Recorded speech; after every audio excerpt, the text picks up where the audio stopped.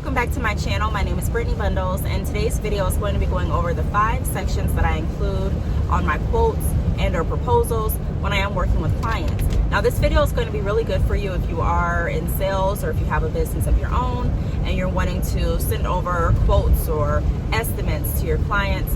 Now everyone has a different way on how they send over estimates and quotes and proposals. Some have the idea that less is more, some have the idea that more is more. Everyone has a different structure. If you Google right now how to create a proposal or an estimate or a quote for your business, you're going to get, different formats because you have to really figure out what's going to work best for your business.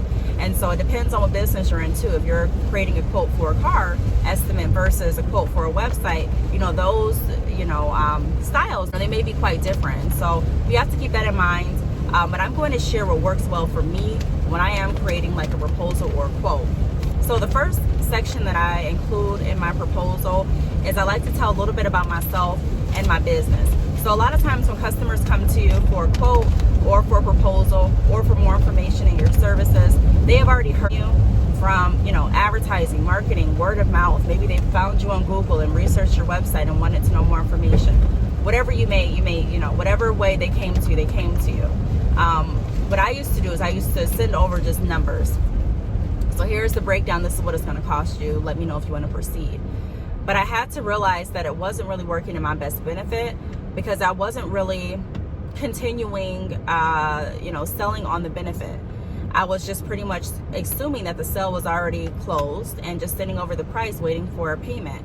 Now, assuming the sale is very essential in business, but there's a way to do it, and a lot of times it's taken out of context. So what I've learned to do is to still highlight and showcase the benefits of working with me. So if you are contacting me for a quote on a website, I do have websites that you can purchase directly through my site, but then I also have websites that are a little bit more custom built, that clients may reach out and say, hey, this is my idea, this is what I want to bring to life. How much would it cost? How much time would it take if I were to go through you for this? And so at that point, I do want to explain who I am. I do want to explain what my business does, what we have done. You may want to highlight how many customers or clients you work with. You may want to highlight, the different knowledge that you have pertaining to websites. Now, this doesn't have to be too long. I'm not insinuating that you need to include like your professional biography or anything like that, but just a few sentences that will capture your potential client's attention and shed light on the benefits and value that you have provided and that you can provide to your current client. Now, the next section that I include is my breakdown, an itemized breakdown of the package and or service that I am recommending to the client. So what I'll do is if I have multiple packages or multiple services, I like to include at least 3 of the packages that I feel will best fit my client's needs. Or if I'm only offering, or if you're only offering one service, you'll go ahead and itemize that. So I'll do, for this service, it's this. For this, it costs this. For this product, it costs this. And I'll go ahead and I'll itemize each service and each product that I'm offering in the proposal or in the quote separately, and then at the end I'll have a total. Now after this section, I'll go ahead and I'll write a summary of why I suggest or recommend the client going with the package, whatever package I recommend that's above. So if you included 3 different packages, 3 different plans, and you said, hey, these are the packages and services that I offer, it's a great segue to say, based on the conversation we had, or based on your vision, or based on what you told me, or based on the industry that you're in, I recommend going with this package because of this. Because you mentioned, you are really needing assistance with marketing. This package includes that. Or you mentioned that you really want to revamp your website and have it more customer friendly and also more engaging. You want to take advantage of abandoned cart marketing setups, whether it be abandoned cart emails or abandoned cart text messaging. And so I recommend going with this based on that. And so I include that section at the bottom. So at the top, again, we have a little bit about you, a little bit about your business. Middle part, I have the itemized breakdown. The third section is where I include my recommendation based on the services that are listed above and based on what the client expressed to me as far as what they are wanting to receive from working with me or my company. Now, the fourth section that I include is I do an additional services portion. So say a customer is contacting me for a web design, and I've included 3 different web packages that I'll offer, and I've already gave them my recommendation under that on which package I recommend them go with and why. And the fourth portion is going to be additional services. Hey, this is Brittney. I've done this, and that. The value that I can provide to your company is this, and that. Please see below for the pricing breakdown. See the pricing breakdown, third part, based on what you advise me of what you're wanting to accomplish by working with Bad Chick Hair. I recommend going with this package because it's going to incorporate this, and this, and it's going to help bring your vision to life. Fourth portion is my additional services. So I do also offer this, and this. This, and this has helped clients achieve this, or this, and this will help your business achieve this. And if you are interested, contact upon request. Or if you are interested, see prices below. So my fourth section is additional services that I can offer that will be an assistance to the initial service or product that they were interested in initially. And then the last section, I add examples, ideas, etc. So I'll close it out by listing additional ideas that I may have for their business. Hey, I was thinking of this. Say a client wants to come and they want to have their website built. And we've already discussed some ideas and, some possibilities, but I've thought of some different ideas, or I have some extra features that I feel like would benefit them or that they may be interested in that are separate from the additional services that I offer. I'll go ahead and include it in that section. And I'll do a quick summary on why I think that would be beneficial, how much it will cost the client, and then I'll go ahead and I'll close it out after that. So I have 5 different sections in my proposal. Now, what I've learned from sending over a full detailed proposal like this or a quote like this versus just sending over an itemized breakdown, it's really helped to answer a lot of my clients' questions. It's really cut down on the back and forth email. Not to say that I have a problem with going back and forth via email, but to say that I want to make sure that I'm utilizing my time and also my clients' time in the most efficient manner.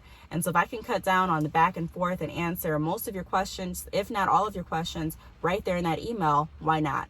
I'm still going to give you the pricing. I'm still going to give you the breakdown, but I also want to give you more information as to the insight that I have, more information as to what, you will benefit from by working with me and my company.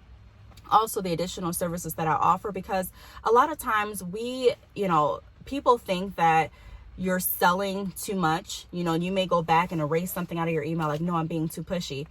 But in a way, you're doing your customer or your client a disservice by not showing them everything that you can offer that would be beneficial to their situation.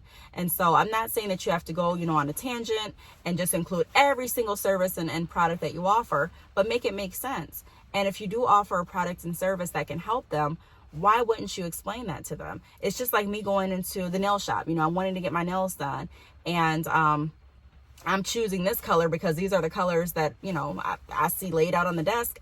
And my nail tech actually has a whole vault full of new nail polishes and new designs that are hanging up, and new gems and what I want to say, accessories that can be stuck, adhered to nails. And she's like, well, I didn't want to tell you because I didn't want you to feel like I was selling you too much stuff. And I'm like, well, no, I want to know that. I may leave that shop feeling like, man, like, why didn't I get the full service? So you do want to let your customers know this is what I offer, and this is why I'm saying this. You have to correlate it back to the whole theme of your email and your proposal. You don't just want to say I offer car washing. Okay, well, that's great, but how does that correlate with what it is that they're interested in? Because creating your website is one part. It's one very important part in getting orders to you and getting clients to you. But also, that's not the only thing. We still want to make sure that we're taking care of your marketing. We still want to make sure that we're taking care of your business planning, your business financing. And so these are some of the services that I do offer that are additional. Contact upon interest, or something along those lines. So as long as everything is correlating with what your client is interested in, and you're not being too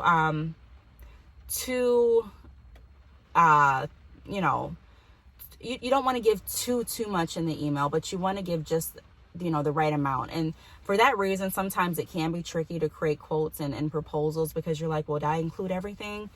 Is this too much? Is this not enough? But that's where, you know, trial and error really works. You'll have to figure out what's going to work best for your client and what's going to work best for your business. You may play around with a few themes and a few different ideas before you find out that, okay, this is what I want to work with. This is something that I feel comfortable doing. This template is something that really works well for me. For my proposal, I didn't choose a template because I really didn't see one that fit what I was looking for. And maybe there are some out there, but I didn't feel like continuously researching. I was just like, I know what I want. Let me go ahead and try it. And so it works. I've gotten some people that have said, you know, hey, this isn't a traditional proposal, but I love it. And so it's just about, like I said, just about trying different things, not being afraid to step outside of the box, and being confident in what you offer and being confident in the skills that you have. Being confident doesn't mean that you know everything. Being confident does not mean that you're not going to reach out for help. Being confident doesn't mean that you're going to do everything by yourself and you're not going to have your team assist. Being confident is just being confident in the services and products that you can provide to your clients based on, you know, their needs, their wants, and their vision. So I really hope that this helped. That's how I create my proposals and quotes. If you have any questions, feel free to leave them down below. Thank you so much for watching, and I will see you all in my next video. Bye.